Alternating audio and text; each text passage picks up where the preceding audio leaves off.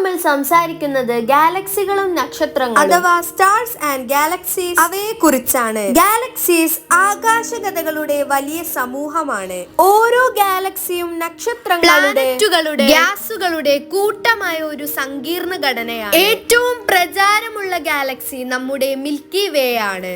നക്ഷത്രങ്ങൾ നമ്മൾ കാട്ടുന്ന വെളിച്ചത്തിന്റെ പ്രധാന സ്രോതസ്സുകളാണ്. അവ ഹീലിയം അടങ്ങിയിരുന്നു ന്യൂക്ലിയർ ഫ്യൂഷൻ വഴി ഉയർന്ന ഊർജം ഉൽപ്പാദിപ്പിക്കും.